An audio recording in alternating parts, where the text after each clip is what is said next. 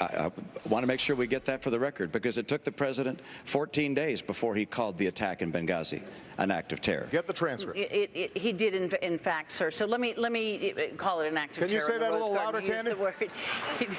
He did call it an act of terror. It did as well take 2 weeks or so for the whole idea of there being a riot out there about this tape to come out. What? Every time I see that, I still have the same reaction. Not so dandy, Candy. After the debate, debating a moderator who went too far. Forget town hall. Did Candy Crowley turn it into a town mall with Mitt Romney, the unwitting victim? We've reported, you've tweeted, and for all of you still tweeting, more than a little ticked. Consider some of these random samples, the ones we could print. Unbelievable. Candy Crowley is unbelievable. Candy should not have expressed her opinion on the Libya question. Out of line. This debate is really Candy against Romney. Obama just fills in her blanks. Candy needs to take control from Obama. Why is Candy only fact-checking Romney but letting Obama slip on his Libyan cover-up? Moderator is gunning for Romney, and it shows. So unfair.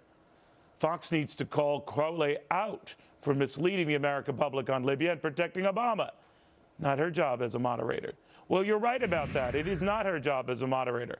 I don't care what you thought of the debate. Was it Candy Crowley's role to start playing fact-checker as well at the debate? And if it was, why was she not similarly compelled to fact-check the president on his Romney attack lines? Or when following up whether Governor Romney's tax cut math might not add up, why not at least to question the president's budget record as it stands? Clearly doesn't add up. That's what doesn't add up, my friends. Picking and choosing when you as a moderator want to be fair. Never mind, it is very clear that Mitt Romney was right when he said the president took weeks to admit that Benghazi was a terrorist attack.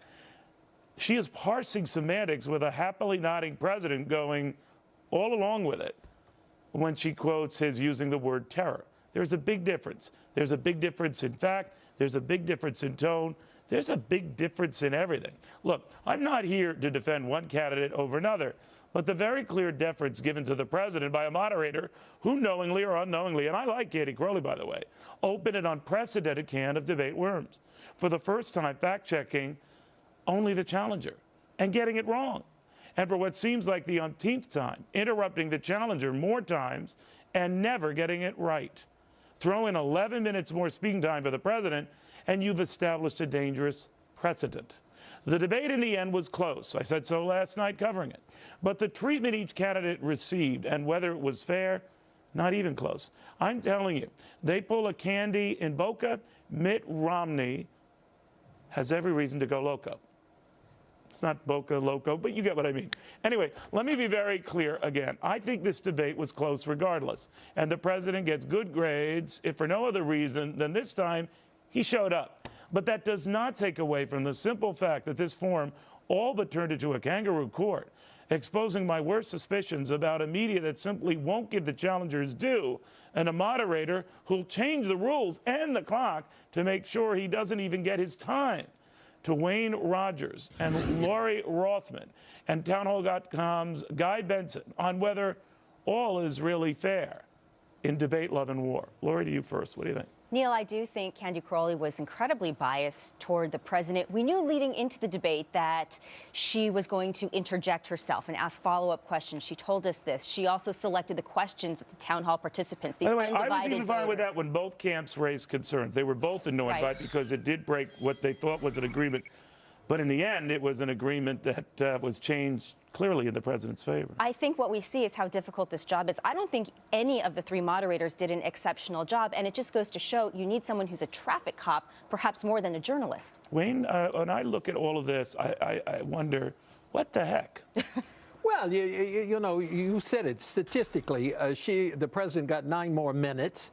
That's substantial when you're thinking in terms of this. And the other thing is the fact that she interrupted him more than 20 times, interrupted the president only 9 times. So you got to think to yourself, yeah, there's some bias there.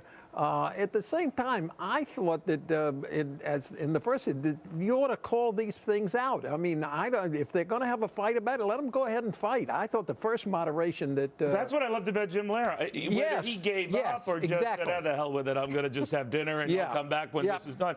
But Guy Benson, my issue with this type of a day and the type of format, it wasn't what it was billed to be, that she was more going to be in a facilitator role. She grew to be a much more actively involved moderator and then a fact checker.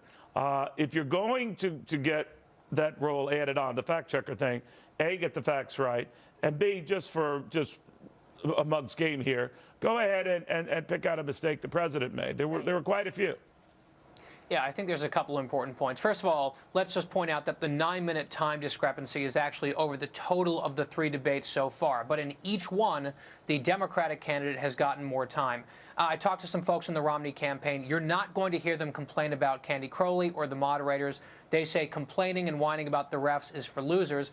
And they don't see themselves as losers last night. They see themselves as winners, and some of the polling data, especially on the economy, certainly bears that out, some of the focus group reactions that we saw. But you're right, Neil. If you're going to insert yourself and start to play fact checker, which is not part of the agreed upon agreement, or rules rather, you better get your facts right. And when there's 60 million people watching, when you seem to side with one guy over the other, only to sort of sheepishly walk it back hours later on your own network with a tiny fraction of that audience watching, I think that's an issue. I think it's a big issue. By the way, they have a thing where they measure uninterrupted minutes. That's where I came up with the 11-minute thing, guys. Got it. Uninterrupted minutes. Where Mitt Romney was at a disadvantage by 11 minutes. So I'm sorry if I wasn't clear on that. But, Lori, on to the point about what happens now. I always think that, look, I know how the conventional media works, the mainstream media. I take nothing against it. I don't think there's a cabal and an effort to screw a candidate. I do think it's just in their DNA to just be matter-of-fact about it. And I'm wondering now for Boca what this sets up for Mitt Romney. I know Mormons don't, dabble in caffeine. That's a good night to try.